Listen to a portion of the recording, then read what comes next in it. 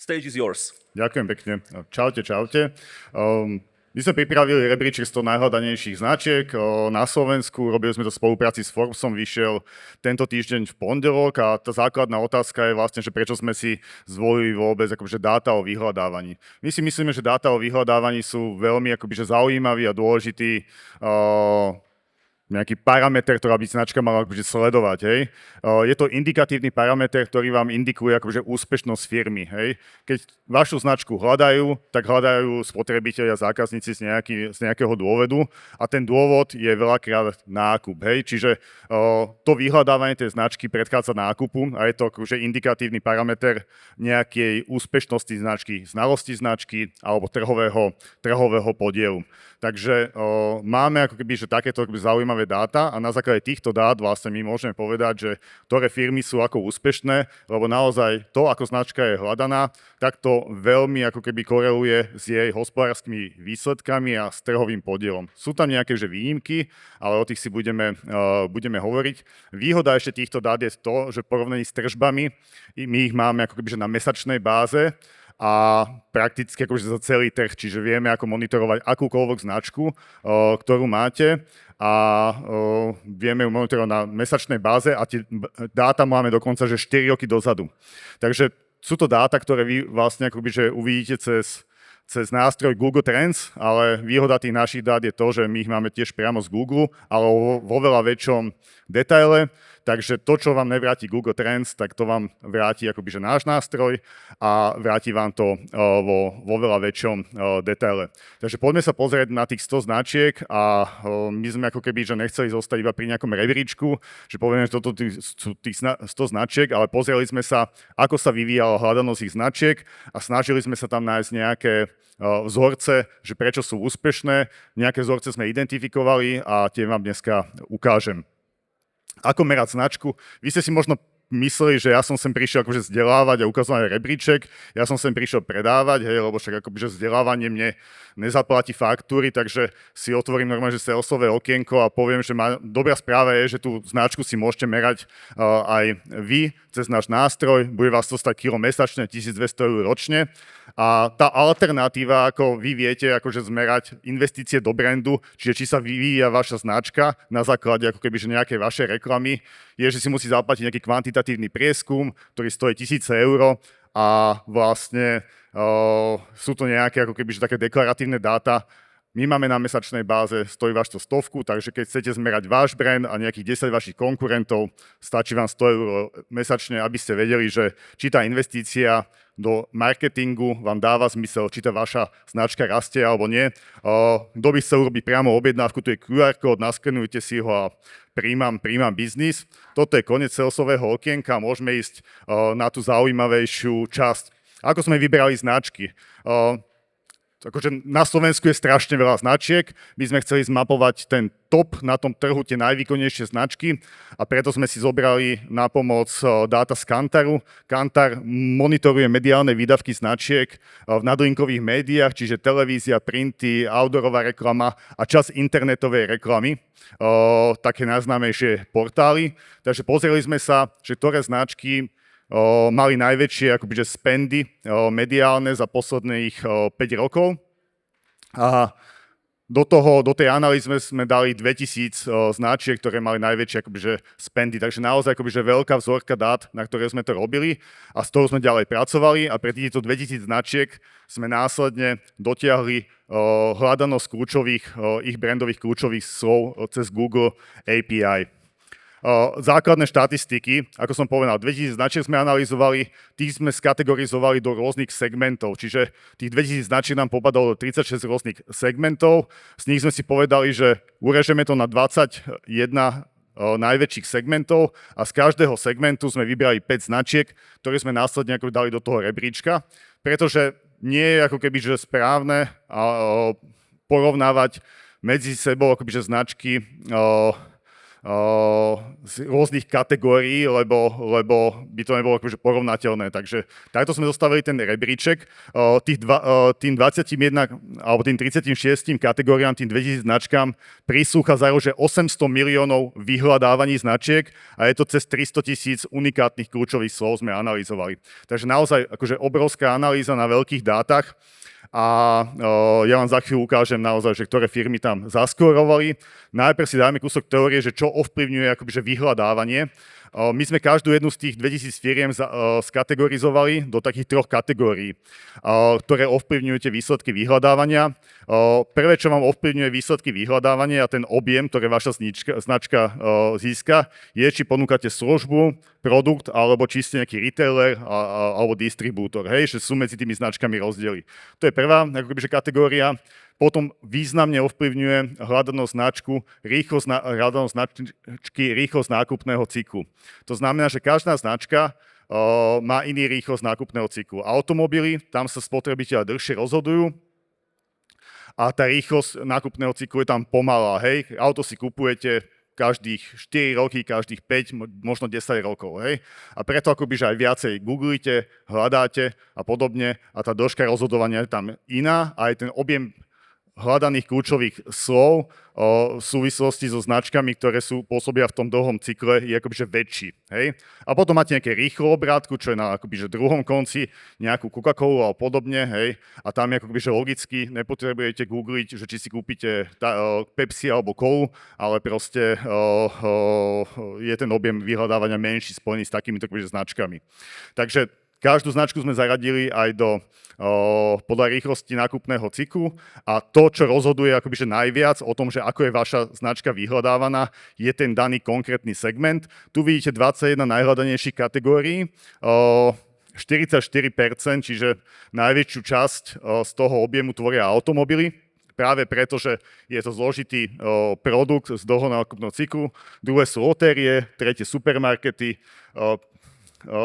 ďalej je to elektronika, financie, obchodné domy, predajne módy, predajne športových potrieb, drogérie, predajcovia, neviem čo tam je, hračky, nábytok, lekárne, kozmetika, telko, fast food, lieky, trvanlivé potraviny a vitamíny a doplnky. Toto je 21 najväčších kategórií. Potom je tam ďalších 16 ešte, ktoré sa do toho rebríčka nezmestili.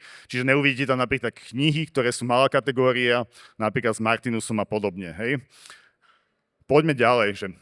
Otázka je, že ako vybudovať silnú značku. Viete, že keď máte e-shop, tak že sa skloňuje, že máte silný brand, aby ste uspeli. Takže veľmi ako keby my sa opierame o nejakú zavedenú marketingovú prax, ktorá vychádza ako keby, že od Byrona Sharpa, teda akoby nejakej knihy How Brand Grows a vlastne akoby, že hovorí o tom, že značka je úspešná vtedy, keď ako keby sa jej podarí vybudovať fyzickú distribúciu, či fyzickú dostupnosť, mentálnu dostupnosť a dôveryhodnosť. Hej. Fyzická dostupnosť je distribúcia, čiže počet vašich akoby, že obchodných miest, e-shop, appka alebo nejaké prítomnosť nejakých marketplaceov. Hej.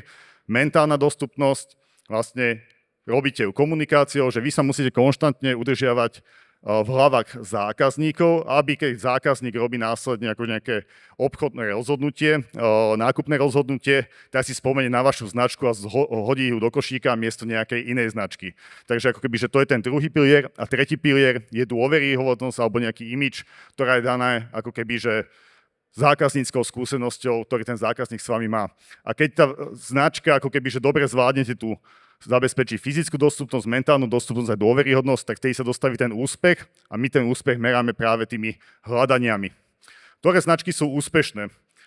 Nebudem preberať všetkých tých 21 segmentov. Na konci prezentácie mám tiež QR kód na stiahnutie celej tej analýzy, kde si viete prečítať o každom tom jednom segmente. Ja som z toho každého jedného segmentu vypichol nejaké najzaujímavejšie fakty, ktoré by mohli byť pre vás inšpiratívne, pokiaľ riadite nejakú značku.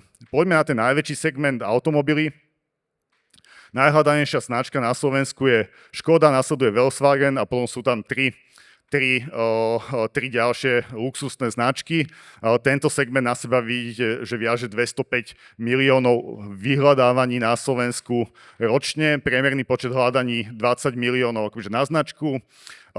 Počet unikáty 121 000 má tento segment. Je to produkt, pomalý nákupný cyklus a keď sa pozrieme na Škodu, tak vidíme, že tú Škodu ju vyhľadávajú ľudia že 45 miliónov krát.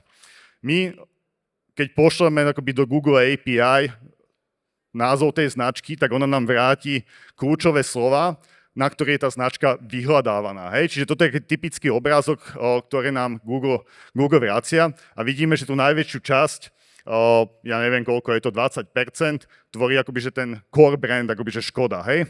A potom je to Škoda s rôznymi akoby, že variáciami. Hej? Takže podľa tohto obrázku a grafu vidíme, že najpredávanejším modelom Škody a najvyhľadávanejším je Škoda Octavia, ktoré zodpovedá nejakých 4 milióny vyhľadávaní. Škoda má aj vlastne ako keby, že aj takýto veľký objem vyhľadávaní preto, že tie autá, keď akoby, že doslúžia, tak ako keby, že ich kúpi niekto iný a je tam veľký trh s jazdenými vozidlami, tak vidíme, že napríklad Škoda Felicia je stále živá v tom vyhľadávaní, má tam 1,65 milióna hľadaní ročne, pretože zákazníci ju buď kúpujú z druhej ruky, alebo ju chcú opravovať, alebo čokoľvek, takže dohľadávajú aj produkty, ktoré už Škoda nepredáva. A keď sme sa úplne pozreli na túto kľúčové slovo, ktoré je to najmenšie, tak nám z toho vyšli, že najmenej hľadajú zákazníci Škody výraz Škoda Auto konfigurátor a to je 490 hľadaní. Vidíte, že takýto ako keby, že graf vy viete mať že pre seba a viete to mať aj pre svojich konkurentov, takže svojim konkurentom viete takto vidieť akoby, že do kuchyne a viete sa pozrieť, že prečo hľadajú spotrebiteľa nejakú konkurenčnú značku, čím je drivované ako keby to vyhľadávanie, akými produktami, v akýchto súvislostiach, čiže môže to slúžiť na nejakú inšpiráciu pre vás, aby ste mohli akoby, nastaviť vhodne nejakú ponuku a inšpirovať sa týmto spôsobom. Škoda má 1,5 tisíc unikátnych brandových slov, hej, čiže nie je to len ten základ, že Škoda, ale sú to rôzne variácie, či už modely, ale to môže byť, že Škoda Octavia, servis Trebišov, otváracie hodiny, hej, akoby takéto long-tailové slova. Daniel Duriš tu mal z Basta Digital predo mnou akoby, že vstup, a ktorí hovorili o tom, že ako sa mení to vyhľadávanie, že vlastne ľudia sa viacej akoby, že konzultujú s chatbotmi a podobne a tým pádom sa budú meniť asi aj tieto hľadané brandové výrazy. Že už tam nepôjde ako keby, že Škoda Kodiaq, ale bude sa pýtať, že máš štvorčlenú rodinu a ja neviem, rozpočet 20 000 eur, odporučil by si mi Škodu Kodiaq, hej, ale ako by stále to tam bude, len to bude akože predpokladám takéto akože dlhé otázky tam budeme v tom vyhľadávaní vidieť, takže očakávame, že tá zmena v tom vyhľadávaní sa tam prejaví. Toto sú dáta za 2024, takže my to tam ešte nevidíme, ale som veľmi zvedavý 2025, keď budeme robiť dáta, že ako sa zmenia tie výsledky vyhľadávania, či naozaj dojde k tejto zmene, ako sme ju popisovali. Do tej top 5 sa dostali 3 luxusné značky, BMW, Audi a Mercedes. Zaujímavé je to v tom, že vlastne z hľadiska predajnosti to nesedí, hej? Takže tuto je ako keby že taká anomália toho trhu, že síce ľudia hľadajú tieto značky, ale pretože ako keby, že sa im to páčia, sú fanúšikov týchto automobilov, ale nekupujú ich, lebo ich nemajú peniaze, alebo ich kupujú, ale zojazdené z druhej ruky. Takže nie vždy ten objem hľadaní musí súvisieť s postavením na trhu. Čiže automobily sú obrovským segmentom, tvorí to až 44% tých najhľadávanejších segmentov a je to preto, že ľudia ich milujú, majú vyššiu cenu, zložitejšie parametre, denne ich používajú a kupujú ich aj jazdené a toto všetko ako keby, že navyšuje ten objem hľadaní, ktorý je spojený s touto kategóriou. Druhá ako keby, že kategória hneď po automobiloch, najvyhľadávanejšie je typovanie a lotérie, prudko rastie 20% medziročný rast, aj napriek tomu, že iste viete, že ako krajina nie sme v najlepšej forme a ideme skôr dole ako hore, ale akoby, že súvisí to s tou zúfalosťou akoby, že ľudí, toto je taká naša interpretácia, kedy ako keby, že si už im neostáva nič iné, ako si staviť na nejakú lepšiu budúcnosť. Jednotka Tipsport, dvojka Fortuna, trojka Typos 4 Doxbed a 5 Nike. Nike je inak trhová jednotka, opäť tu nesedí, že ten objem vyhľadávania spojené s touto značkou súvisí s trhovým podielom. Ostatné značky by viac menej sedeli a myslíme si, že je to tým, že vlastne Google má problém rozlíšiť, že vlastne či sa pýtame na Nike, ako keby že giganta športového, a či tie vyhľadávania má priradiť jej, alebo to má priradiť typovacie spoločnosti. Takže akoby, že tu je len taký insight, že majte unikátnu značku, aby ju váš spotrebiteľ rozpoznal. Lebo aj Google s tým má problém, keď má s tým Google problém, má s tým problém aj spotrebiteľ. Takže nie je dobré nazvať značku rovnako ako nejaká iná značka, aj keď je z inej kategórie. Supermarkety, tretí najväčší segment, tam sa odohráva ako keby taký bratovražený broj, Kaufland, Lidl, oni sú z jednej akoby, že grupy, majú jedného vlastníka, tesne ho vyhráva Kaufland a vyhráva ho v dôsledku vianočnej kampane. Hej? Čiže my vidíme v tých dátach akoby, že takéto skoky, to je ako keby, že posledné 4 roky a vidíme, že pred Vianocami vždy ten Kaufland spustí nejaký typ kampane, je veľmi úspešný a brutálne mu vyskočí vyhľadávanie. Pozreli sme sa teda, že aké kľúčové slová sú tam špecifické pred tými Vianocami a je tam, že Kaufland adventný kalendár. Keď dojdete na web Kauflandu, tak je tam takýto kalendár, ktorý na vás čaká a vlastne je tam nejaká súťaž o ceny. Takže my v tých dátach vidíme, že takéto príklady mega úspešných kampaní, ktoré vám drivujú tú hľadanosť a pravdepodobne je to kampaň, ktorá je podporená nejakou banerovou reklamou a podobne a tí ľudia tam predpokladám, každý deň chodia, otvárajú nejaké okienko, hej? Čiže keď sa rozmýšľate teraz nad vašou nejakou vianočnou sezónou, ako bude vyzerať, tak môžete skopírovať napríklad Kaufland a inšpirovať sa, toto im funguje a opakujú to každé 4 roky, hej? A toto, že keby sme nemali tie dáta, tak to nevidíme. Lidl má však oveľa výkonnejší online shop. Viete, že Kaufland spustil marketplace, mali veľkú billboardovú kampaň, lákali tam ako keby že predajcov a podobne. A my keď sme sa pozreli na kľúčové slova Kauflandu o súvislosti s online shopom, tak ako keby je tam iba 4000 hľadaní ročne, Lidl má 2 milióny hľadaní, takže vidíte, že ten online shop má oveľa výkodnejší. Ten dôvod vidíme v tom, že on má unikátne produkty, čiže o tom sme sa bavili, hej, že pokiaľ máte generické produkty, že tu predávate iPhone ako ďalší 50 000 e-shopov, tak ako keby nejste zaujímaví. Ale Lidl má privátne značky, a je proste donáša spotrebiteľovi nejakej unikátnu ponuku a preto je akoby ten e-shop úspešnejší. Má aj privátnu značku Parkside, ktorá sa umiestnila ako druhá v kategórii dielňa hneď za Husqvarnou, hej? A z toho akoby, že vidíte, že vlastne ten Lidl už to nie sú nejaké potraviny, on úspešne obsadzuje cez iné značky, iné kategórie a naozaj ten Parkside už to nie je len nejaká privátna značka, ale reálny brand, ktorý sa doťahuje na Husqvarnu a pomáha aj samozrejme aj Arnold v celej svojej sile. 5. segment, elektronika. Elektronika vidíme, že klesá, hej? Že Samsung, Huawei, Xiaomi klesajú medziročne. Predpokladáme, že je to tým, že spotrebiteľ majú hĺbšie dovačku, ale jedna značka tam rástla o 10%, to je Garmin a vidíme, že by ani nerástla, keby sa jej nepodaril akoby tento husársky kúsok a to je pravdepodobne nejaká kampaň na jej navigáciu Garmin Explorer, kde sa podarilo jej v jednom mesiaci 200 000 ako keby, že vyhľadávaní navýšiť je štandardný ako keby objem hľadania, čiže zdvojnásobiť len na základe akoby, že jedného brandového kľúčového slova. Takže indikuje nám to akoby, že veľmi akoby nejakú úspešnú kampaň. Obchodné domy. Do obchodných domov sme zaradili ako e-shopy a kamenné predajne, ktoré majú, kde kúpite rôznorodý tovar. Vyhráva to Alza s nejakým 7 miliónov vyhľadávaní, druhé je Temu. To sme diskutovali, akože Michal Král to diskutoval pred chvíľou nižšie na stage a ukazoval, aký vplyv Temu má na slovenský ako keby, že, trh. A tu vidíme v tých dátach, že toto je Alza, ďaleko nič a potom sú ostatní hráči. Vidíme aj akoby, že silnú sezonalitu tej Alzy, ktorá vidíte, že v tých vianočných mesiacoch dokáže násobne zvýši ten objem predaja. A tuto vidíte nástup tému na ten slovenský trh, ktorý sa na tú Alzu doťahuje, a na rozdiel od Alzy vôbec ako keby že nevyužíva to vianočné obdobie. Hej?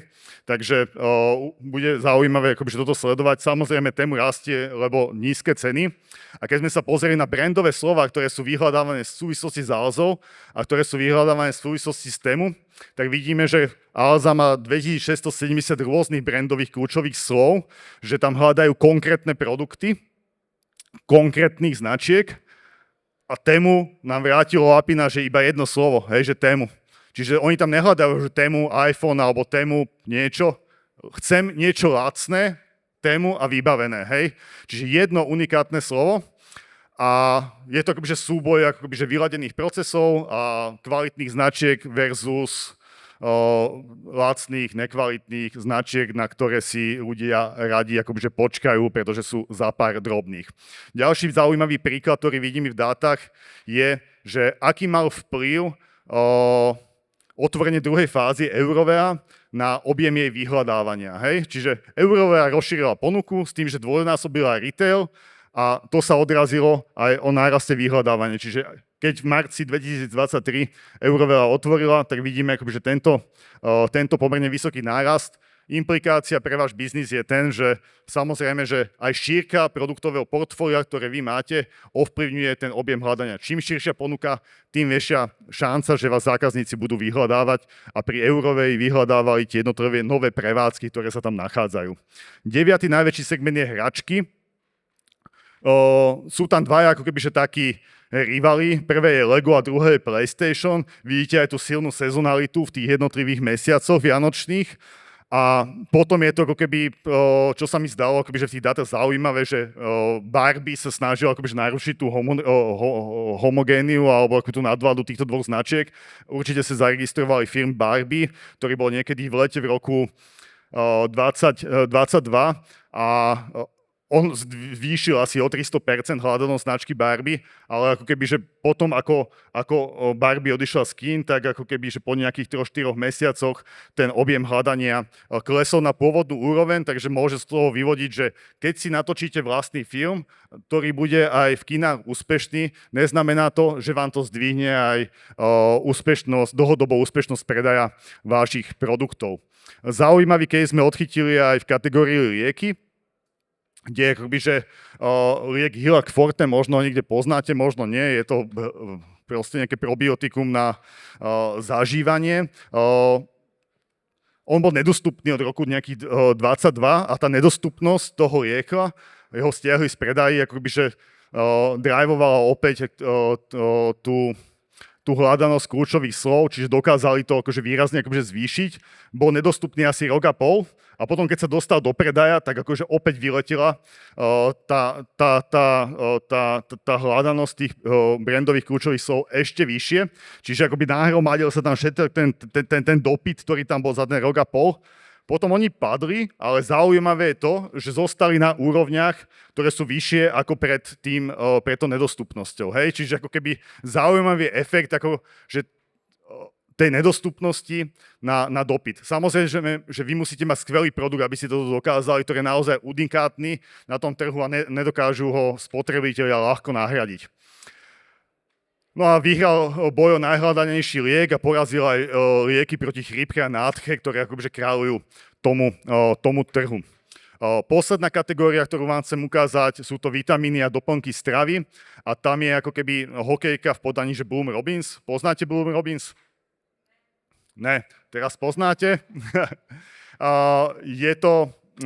dokázali narazať od 24 o 121% a dokázali naraz vďaka tomu, že oni sa pôvodne volali, že Bloom Hair, čiže boli ako keby, že zaseknutí v tej jednej kategórii. Tá kategória je kategória že vlasov, hej, čiže keď ste jedli ich akože prípravky, tak boli na podporu rastu vlasov, alebo že čokoľvek. Oni to rozšírili, čiže premenovali sa na Bloom Hair. Vidíte, že aj oveľa lepšie pracujú s nejakými kódmi značky, čiže výrazná typografia, ružová farba, ten obal je viacej rozpoznateľný a zmenili menu na Bloom Robins, čiže už nelimituje na tie vlasy, ale môžu predávať ďalšie rôzne ako keby typy produktov. Takže to je prvý dôvod, akože rebranding z niečo, čo vás obmedzuje na kategóriu, na niečo širšie, tvrdé brandové kódy, ružová rozpoznateľná akože farba, výraznejšia typografia. Výraznú inováciu zaviedli, že ako prvý v tej kategórii, že možno, že blbosť, ale dovtedy ako keby, že v kategórii vitamínových doplnkov ste mali také, že kapsule, hej, a to ste si dávali do pusy. A oni urobili, že gumenné medvedíky, hej, čiže veľmi sa im páči ten kreatívny posun, že v kategórii, kde si myslíte, že nemáte sa čím odlíšiť, tak oni kapsulu vymenili za gumenného medvedíka a zrazu je to akoby, že strašne fancy a brutálne sa odlíšili a vlastne akoby, že aj úplne inak pristupujete potom k konzumácie takéhoto akoby, že rieku. A samozrejme, ako keby, že je tu aj nejaká kreatívna kampaň, neviem, či sa ti podarilo to video pustiť, takže skúsme, aby ste... Pôjde, či nepôjde? Vlasy krásne, Bloom Robins, vlasy krásne, Bloom Robins, vitamíny, Bloom Robins, jednorožec, Bloom Robins, gumíky sú Bloom Robins, bez umelín, Bloom Robins, prirodzené, Bloom Robins, vlasy krásne, Bloom Robins, vlasy krásne, Bloom Robins, keď to chutí, Bloom Robins. Vyskúšajte vlasové vitamíny z Bloom Robins SK. Mne sa páčia tej reklame, akoby, že je to opäť použitie brandových kódov, tá ružová farba.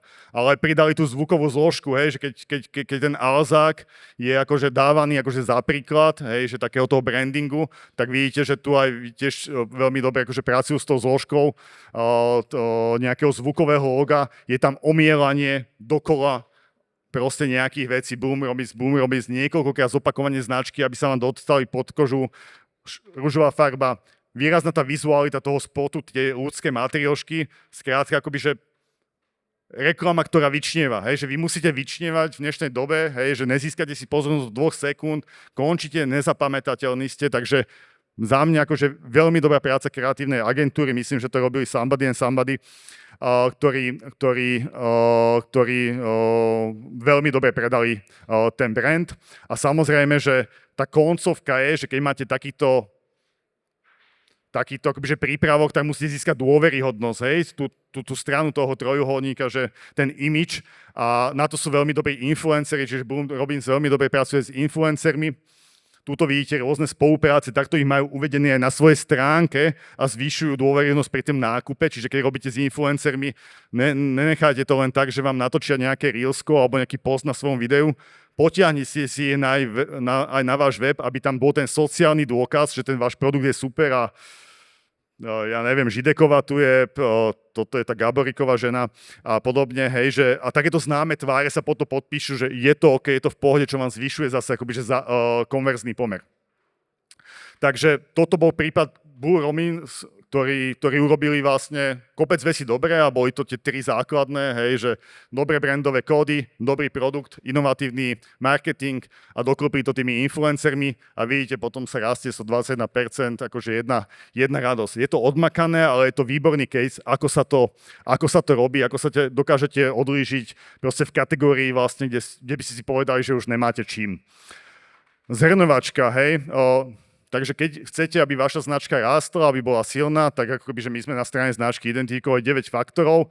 Sú to tie pomyselné hrany toho, akoby, že cípy toho trojuholníka, čiže potrebujete budovať mentálnu dostupnosť, držať sa v hlavách tých zákazníkov. To neurobíte inak ako tým, že budete investovať do médií.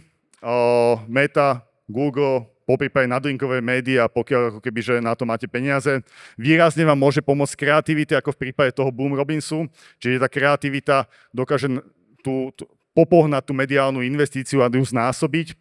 A potom vám to môžu ovplyvniť nejaké extrémne komunikačné udalosti, napríklad nedostupnosť lieku alebo nejaký škandál spojený s vašou značkou.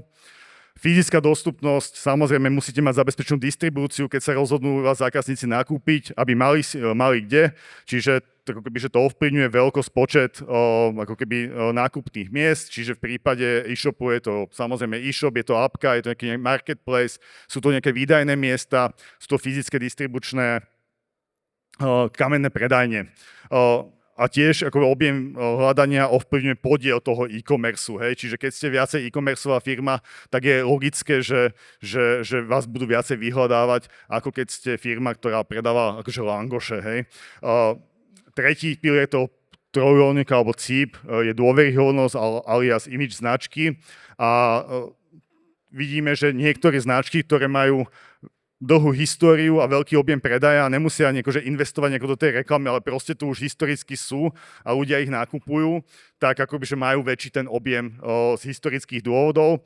Šírka a hĺbka produktového portfólia, to sme videli na tej Eurovej, hej, že ako keby tým, že otvorili ďalších 150 obchodov, tak zrazu vyletelo ten objem vyhľadávania.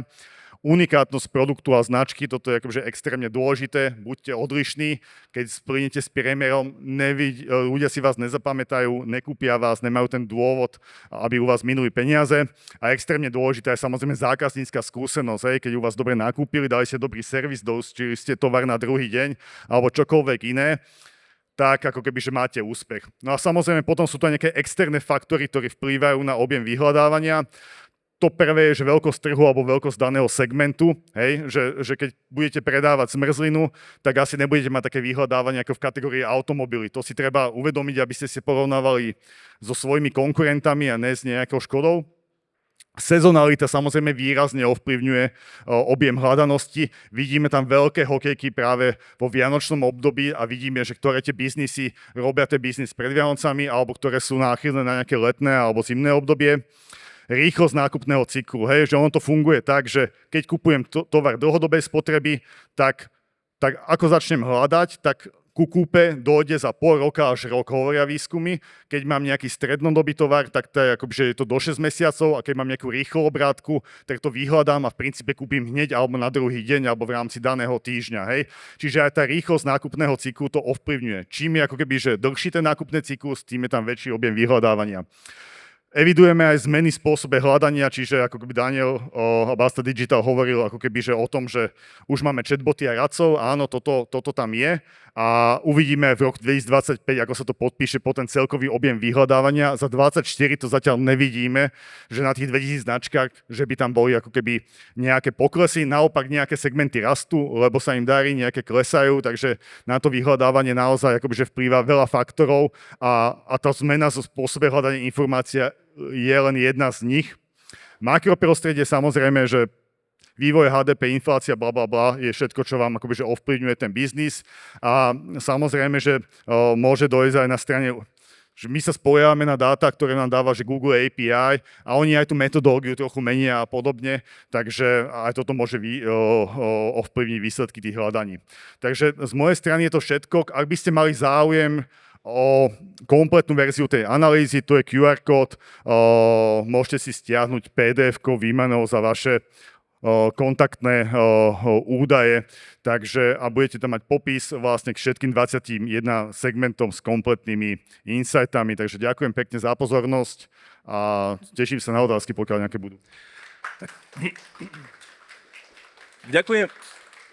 Ďakujem pekne, veľký potlesk pre Jana Starečka. Hrdinsky odprezentoval poslednú prezentáciu na našom Expo Stage. Bolo to fakt zaujímavé, fakt ma to bavilo. Janči, mám otázku, okrem tej, kým prídeme k tejto otázke. Ja som si zapamätal v mojom AIčku v hlave, že sú dve veci, ktoré môžem urobiť na to, aby moja značka rástla. Teda buď natočiť hollywoodský film a investovať do toho $20 miliónov, alebo byť 2 roky nedostupný a potom sa to zlepší. Hej? To sú tie dve veci, ktoré fungujú? Zobral si úplne tie najpraktickejšie veci, takže áno, toto robte a úspech zaručený, bude sa topiť v peniazoch. Super, myslel som si, ale oveľa viac ma zaujíma ešte jedna otázka, ale teraz úplne vážne. Ako veľmi bude ten prechod z toho vyhľadávania kľúčových slov, ktoré dnes meriate, na AIčko, s ktorým sa inak rozprávame. My sa vlastne rozprávame s nimi v dlhých frázach, máme vlastne nejaké dlhé konverzácie, aké tieto konverzačné searche majú vplyv na vyhľadávanie značiek. Ako to vlastne budeme merať? Ono samozrejme budeme tie značky ďalej hľadať rovnako, ale my to budeme musieť zmeniť, náš prístup k tomu. My dnes v Európe to ešte veľmi nevidíme, ale máme pár klientov, ktorí sú v Spojených štátoch a tam už vidíme naozaj, že veľké prepady vo vyhľadávaní a pripisujeme to presne kvôli tomu, že my dnes nevieme domerať, čo všetko dohľadávajú tí AIčkoví boti a ako v tých dlhých konverzačných searchoch tí AIčkoví boti vlastne fungujú. Čo na to povieš? No, záleží, že koľko toho vyhľadávania, alebo do akej miery budú využívať ľudia iné nástroje alebo iné tie chatboty ako Google, hej? Čiže pokiaľ sa akože ChatGPT a ďalším konkurenčným nástrojom podarí odkloniť významnú časť týchto akože dopytov, tak to poznamená vyhľadávanie. Pokiaľ sa potvrdí, ako keby, alebo pokiaľ si Google obhájí tú svoju ako keby, že líderskú pozíciu a zostanú pri ňom, hej, a budú využívať to Gemini, ktorý ako keby, že sa implementuje do toho vyhľadávania, tak ten zase ako keby, že ten skok nemusí byť až taký dramatický. Google má jednu obrovskú výhodu, že on proste tu 30 rokov indexuje ten web. Ja neviem, že Daniel má oprav, keď trepnem, ale že on má treba zindexované, že 40% svetového webu a nejaký Bing, ktorý ako keby, že má rovnakého vlastníka ako ChatGPT, tak je to 5%, hej. A teraz ako keby, že ten objem informácií alebo tá relevantnosť toho výstupu závisí aj tým, že nad akými veľkými ako keby, že dátami on robí. Čiže bude zaujímavé sledovať, ako si Google obhájí vlastne tú pozíciu s tými chatbotmi a od toho sa to bude akože odvíjať. Ale určite nejaký pokles tam asi príde. A to je akoby, že jedna vec. A že druhá vec je, že už sa nepýtam, akože možno, že nehľadám tú konkrétnu frázu, ale budem sa pýtať, že odporúč mi, hej, že vlastne, že viacej budem v tej pasívnej role a čo on mi naservíruje, tak ako keby to budem potom kupovať, hej, takže aj tuto dochádza k nejakej zmene a to bude akoby, že zaujímavé, no. A my marketéri na to asi musíme reagovať a urobiť nejaké zmeny v rozhodnutiach. Takže Janči, ešte je tu jedna otázka, podľa mňa veľmi praktická. Ako ste ošetrovali hraničné vyhľadávanie, také tie edge casey, napríklad kľúčové slovo favorit, môže byť auto, bicykel, alebo A4, čo môže byť Audina, alebo formát papiera? Manuálne. Čiže áno, dali sme tam, že... Ste celkom narobili. Áno, bo akože trošku som sa preklínal, keď sme sa od tej analýzy pustili a potom sme ju chceli robiť poriadne, lebo sme videli, že poslali sme, že daj mi keywordy pre splátkovú spoločnosť Quattro a vrátil mi, že speváčka Suzy Quattro, hej? Nice. A takéto, hej? Čiže sú tam nejaké anomálie, ale ten Google není úplne blbý, čiže on aj vie, že keď sa pýtame, že na nejakú značku, takže vie to aj priradiť potom, že či to súvisí s nejakou značkou alebo niečím iným. Čiže sú tam takéto veci, tie sme manuálne ošetrili a potom sú tam, že generické ako keby, že kľúčové slova, presne ten favorit, alebo že typicky, že Liptov ako značka mliekarinská, tak že zapojili sme zdravý rozum, že tak keď hľadáte parenicu, tak dáte Liptov, no ne, lebo vám to vyhodí akože región, hej. Takže toto kľúčové slovo sme vyňali, ako keby, a dali sme im, že Liptov parenica, Liptov korbáčik, Liptov ajdam, hej. Čiže bolo tam veľa takého manuálneho očisťovania. A keď si dáte do Google Trends, tak ako keby, že to očistenie tam nemáte a tie výsledky sú menej presné. A to podľa mňa je veľmi praktická informácia pre vás všetkých, ktorí sa chystáte nazvať váš e-commerceový projekt nejako. Je super, keď ho nazvete ako segment, keď ho nazvete lyže alebo podobne. Takže to je naozaj veľmi dobre sa to odlišuje, takže naozaj to nerobte, je dobré veci nazývať unikátnymi názvami, aby potom to SEO fungovalo. Posledná otázka dnešného dňa. Regionálne rozdeľovanie vyhľadávaní bolo zaujímavé z nejakého hľadiska pre vás? Riešili ste to? Regionálne v zmysle západné, východné Slovensko? Google Trends dáva tieto dáta, ale tá API dáva iba akože na Slovensko, hej? Čiže to tam chýba, hej? Takže nie. Nie. Nepenalizovali sme záhorákov? Radi, ale nie. Zatiaľ nevieme ako na to. Takže Jano Stareček a veľký potlesk pre Jana Starečka a jeho analýzu 100 najzaujímavejších značiek.